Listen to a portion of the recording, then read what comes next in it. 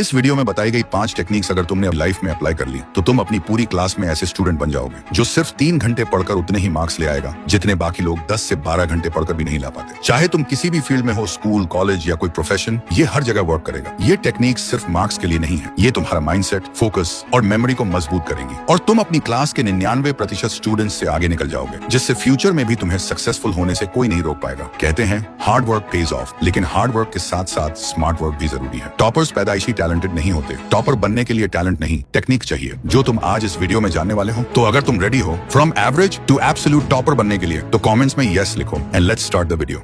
Technique 1, mindset shifting. सबसे पहले एक चीज क्लियर होनी चाहिए, आप स्टडी क्यों कर रहे हो? आपका स्टडी करने का मोटिव सिर्फ एग्जाम में ज्यादा मार्क्स लाना या फ्यूचर में एक अच्छी जॉब पाना है तो समझ लो आपका माइंडसेट पहले से ही कमजोर है। क्योंकि स्टडी एक टूल है अपने ब्रेन को तेज करने का। पढ़ाई आपको सोचना सिखाती है, आपकी मेमोरी को मजबूत बनाती है, आपके डिसीजन मेकिंग को ताकतवर बनाती है। लेकिन प्रॉब्लम यह है, आज के जमाने में स्टडी को एक बोझ बना दिया गया है। स्टूडेंट्स सिर्फ इससे पीछा छुड़ाने की कोशिश में लगे रहते हैं। मुझे लगता है ज्यादातर लोग जो मेरी इस वीडियो को देख रहे हैं वो अभी अपने टीनेज में ही होंगे, यानी the most powerful phase of your brain development. इस उम्र में अगर आप पढ़ाई से भाग गए तो आप फ्यूचर में किसी भी प्रोफेशन में चले जाओ, फोकस और तेज माइंड की कमी हर जगह महसूस होगी। इस जेन जी जनरेशन में सब सोचते हैं स्टडी एक बोरिंग चीज है, ये सिर्फ बोरिंग लोगों के लिए है, क्योंकि अब सब लोग पढ़ाई को बस पैसे कमाने का जरिया समझते हैं। बट रियलिटी में ये अपना सेल्फ पावर बनाने की प्रोसेस है। स्टडी कोई पनिशमेंट नहीं है, ये एक पावर है जो तुम्हारे ब्रेन को अपग्रेड करती है। जैसे मसल्स को जिम चाहिए, वैसे माइंड को तेज बनाने के लिए नॉलेज चाहिए। लेकिन मोस्ट ऑफ द स्टूडेंट्स की एक ही प्रॉब्लम होती है, मैं 10-10 घंटे पढ़ता हूँ लेकिन थोड़ी देर बाद सब भूल जाता हूँ, जैसे किसी ने माइंड में डिलीट मोड ऑन कर रखा हो। तो ऐसा क्यों होता है? यही है टेक्निक 2,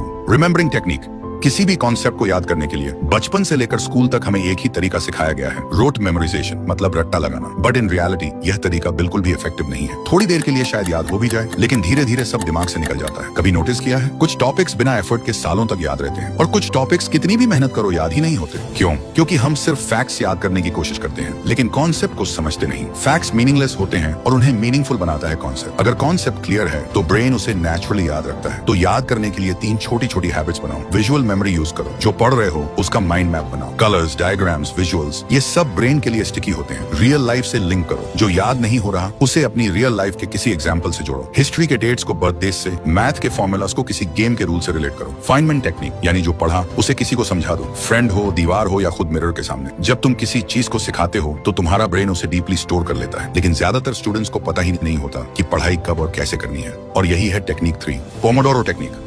पोमोडोरो टेक्निक का मतलब सिर्फ 25 मिनट पढ़ाई और 5 मिनट ब्रेक लेना नहीं है। रियल पोमोडोरो का मतलब है अपने ब्रेन की काम करने की कैपेसिटी के अनुसार पूरे दिन को अलग अलग जोन्स में डिवाइड करना। मॉर्निंग जोन, सुबह सुबह जब ब्रेन फ्रेश होता है, तुम्हारा फोकस लेवल हाई होता है। ये टाइम नए और टफ टॉपिक्स सीखने के लिए बेस्ट होता है। जो चीज समझ नहीं आती उसे मॉर्निंग में पढ़ो। आफ्टरनून जोन, यहाँ ब्रेन थोड़ा लो फोकस मोड में होता है, इसीलिए ये जोन बेस्ट है रिविजन और रिकॉलिंग के लिए। जो पहले पढ़ा था उसे वापस याद करो या माइंड मैप बनाओ। शाम का समय, शाम में फोकस मॉडरेट होता है, तो यह वक्त होता है प्रॉब्लम सॉल्विंग और प्रैक्टिस के लिए। मैथ्स के सम्स, फिजिक्स के न्यूमेरिकल्स सब सॉल्व करो इस जोन में। हमारा ब्रेन हर वक्त एक जैसा परफॉर्म नहीं करता, कभी वो क्रिएटिव मोड में होता है, कभी एनालिटिकल, कभी टायर्ड। अगर तुम इस नेचुरल साइकिल के अगेंस्ट काम करोगे तो फ्रस्ट्रेशन ही मिलेगा। इसलिए पढ़ाई को छोटे छोटे सेशंस में तोड़ दो, जैसे 25 minute deep study, 5 minute rest, फिर से 25 मिनट स्टडी, 5 मिनट रेस्ट। इससे तुम्हारा फोकस रिचार्ज होता रहेगा और बिना स्ट्रेस के तुम 3 से 4 घंटे तक पढ़ते रहोगे और तुम्हें पता भी नहीं चलेगा। कभी कभी इसका यूज अपने फ्रेंड्स के साथ ग्रुप स्टडी में भी करो। टाइमर सेट करो, सब अपना टास्क करो, ब्रेक में एक दूसरे को रिवाइज कराओ। इससे अकाउंटेबिलिटी भी मिलेगी और मजा भी आएगा। और कमेंट्स में ये जरूर बताना कि तुम्हारे पास ऐसा दोस्त है या नहीं। टेक्निक 4,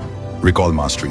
साइकोलॉजिस्ट डॉक्टर रोडिगर की स्टडी के अनुसार जो स्टूडेंट्स सिर्फ रीड करते हैं उनकी रिटेंशन सिर्फ 30% होती है और जो एक्टिव रिकॉल यूज करते हैं उनकी रिटेंशन 80% से भी ज्यादा होती है। यानी पढ़ा सबने लेकिन याद सिर्फ उसे रहता है जो उसे रिकॉल करना सीख गया। एक्टिव रिकॉल मतलब जो पढ़ा उसे बिना देखे याद करने की कोशिश करो, खुद से क्वेश्चंस बनाओ या किसी को एक्सप्लेन करो। ये मेथड तुम्हारे ब्रेन को एक्टिव बनाता है और वही इन्फॉर्मेशन लॉन्ग टर्म मेमोरी में सेट हो जाती है। लेकिन सिर्फ एक बार याद करने से काम नहीं चलेगा। स्टडीज कहती है किसी भी मेमोरी को टेम्पररी से परमानेंट बनाने के लिए उस टॉपिक को कम से कम 7 बार रिवाइज करना पड़ता है। प्रॉब्लम यह है कि इतने सारे सब्जेक्ट्स, इतने सारे चैप्टर्स 7 बार तो छोड़ो, लोग एक बार भी प्रॉपर्ली रिवाइज नहीं करते। और यहीं आती है स्पेस्ड रेपिटेशन टेक्निक। नया चैप्टर खत्म करते ही अगले दिन एक बार रिवाइज करो, 3 से 4 दिन बाद सेकंड रिवीजन, 10 से 12 दिन बाद थर्ड रिवीजन, फिर उसके बाद गैप को धीरे धीरे बढ़ाओ। ये गैप बेस्ड रिवीजन तुम्हारे ब्रेन को सिग्नल देता है ये इन्फॉर्मेशन इंपॉर्टेंट है। और एक मेथड है SQ3N method. S for survey, chapter का ओवरव्यू लो। Q फॉर क्वेश्चन, अपने माइंड में क्वेश्चन बनाओ। R फॉर रीड, केयरफुली पढ़ो। R फॉर रिसाइट, बिना देखे रिकॉल करो। R for review, regular intervals में रिवाइज करो। बस यही टेक्निक्स यूज करके तुम अपनी मेमोरी को परमानेंट बना सकते हो। Technique 5, environmental setup.